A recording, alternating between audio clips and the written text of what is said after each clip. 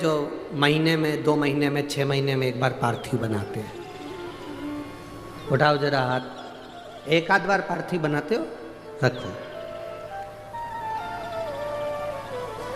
कुछ मत करो।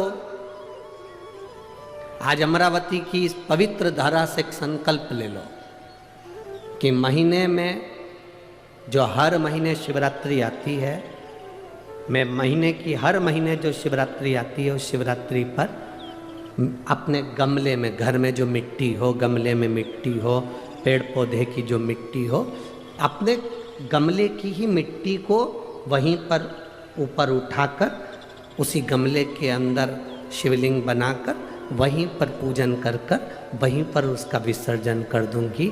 उसका भी जो पुण्य है उतना ही मिलेगा जितना पार्थिव शिवलिंग के पूजन कर।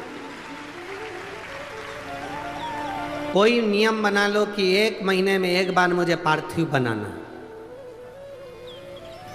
कोई नियम बना लो मैं 3 महीने में एक बार पार्थिव बनाऊंगा। कोई नियम बनाओ कि मैं 6 महीने में एक बार पार्थिव बनाऊंगा।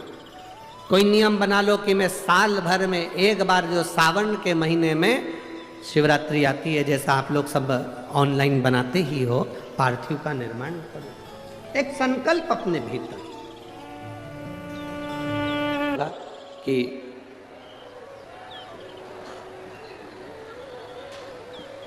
अपनी जिंदगी में फायदे के लोग कम ढूंढना। ददरुआ धाम में जो कथा चल रही थी भिंड में, उसमें कहा था अपनी जिंदगी में फायदे के लोग कम ढूंढो। शिव पुराण कहती है अपनी जिंदगी में कायदे के लोग ज्यादा ढूंढो, जो तुम्हारे जीवन को सार्थक कर सके, जो तुम्हारे जीवन में कुछ अच्छा कर सके, तुम्हारे जीवन को कुछ अच्छा दे सके, तुम्हारे जीवन को कुछ अच्छे लक्ष्य तक पहुंचा सके। आप सब लाखों की संख्या में यहाँ पर शिव महापुराण की कथा सुनने के लिए जलगांव की पवित्र भूमि पर पहुंचे हो, और जलगांव की इस पवित्र भूमि पर यदि आप कथा श्रवण हताश हो चुके हो, बीमारी समाप्त नहीं हो रही, या मेरा दुख या मेरी तकलीफ है समाप्त नहीं हो रही है, कष्ट मेरे मिटी नहीं रहे, दुख मेरे समाप्ति ही नहीं है, तब बेलपत्री के जो बीच वाली पत्ती होती है और उस पत्ती के नीचे 2 पत्तियां होती हैं, बहुत ध्यान से देखिएगा और समझिएगा। जैसे ये बीच वाली पत्ती है और उसके नीचे 2 पत्तियां, इसके मध्य में जो डंडी है बेलपत्री के और ये 2 पत्ती के बीच में जो डंडी रहती है, समझते हैं ना सब लोग? समझ छूटी नहीं रही। डॉक्टर अपना काम करें, या कोई ऐसी बात है कि अदालत में कोई केस चल रहा है, या प्रशासनिक कोई तकलीफ आ रही है, या अपने घर में कोई व्यापार से जुड़ी हुई या कोई धन से जुड़ी हुई कोई प्रॉब्लम है और वो समाप्ति नहीं हो रही, बहुत आप लोगों ने कर लिया, तब ये बेलपत्री इसके मध्य की जो डंडी है, इस मध्य की डंडी में चंदन लगाकर 7 दाने चावल के लेकर आप जब द्वार में से मंदिर के अंदर प्रवेश करते हैं, जैसे मंदिर का मुख्य द्वार है, मुख्य द्वार से मतलब शंकर जी को जब जल चढ़ाने के लिए हम लोग अंदर जाते हैं,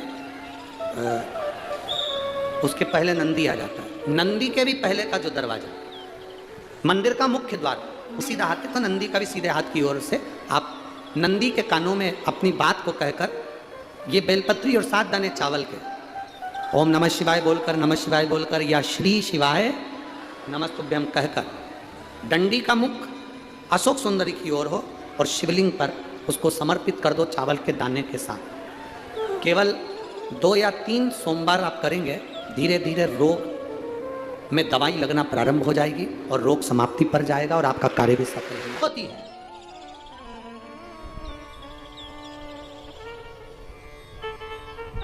भागवत पितरों को तार देती है, पितरों को मोक्ष देती है, भागवत तारती है।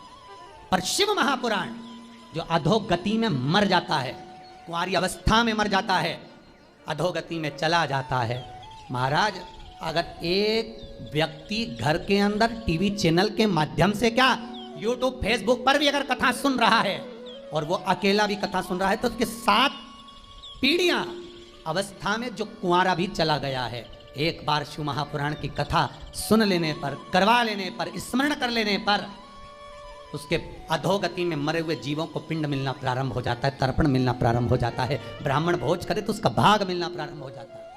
ये कोई शिव पुराण साधारण नहीं है।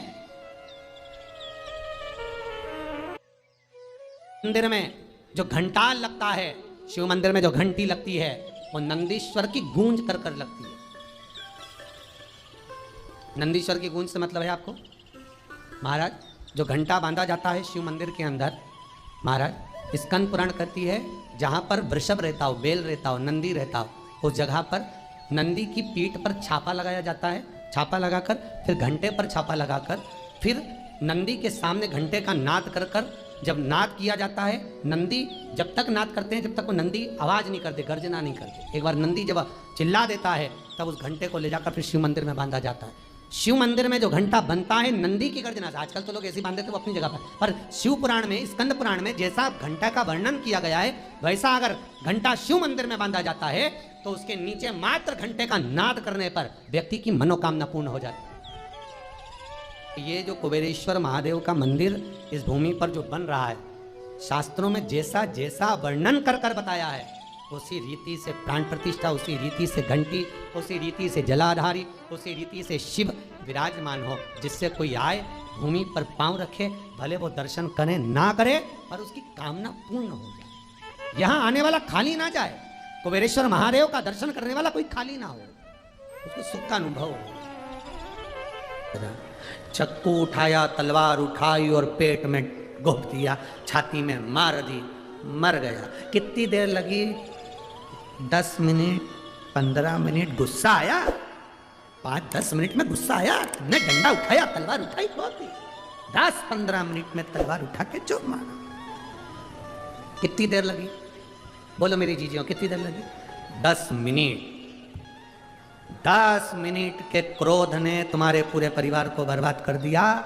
10 मिनट में तुमने तलवार मार दी, छुरा मार दिया, डंडा मार दिया, बंदूक की गोली मार दी। अब 10 मिनट के उस क्रोध में, 10 मिनट के उस पाप में तुम्हें 10 साल भुगतना है। अब लड़की के लिए लड़का देखना तो स्मार्ट मत देखना, स्मार्ट तो फोन भी होता है, फोन भी स्मार्ट। लड़की के लिए लड़का स्मार्ट मत देखो, लड़की के लिए लड़का हैंडसम देखो। हैंडसम का मतलब जिसमें विवेक हो, तुम्हारी लड़की का सम्मान करे, सत्कार करे, 4 लोगों में आदर करे। सूरत देखकर कभी शादी नहीं करना कि बहुत सुंदर है, बहुत सुंदर, बहुत सुंदर। बड़े बड़े शॉपिंग मॉल में जाकर देखिए, बहुत सुंदर मॉल है, बहुत सुंदर मॉल है, अंदर जाओ चाय भी पिलाएंगे पर वो तुम्हारे बिल में जुड़ेगा।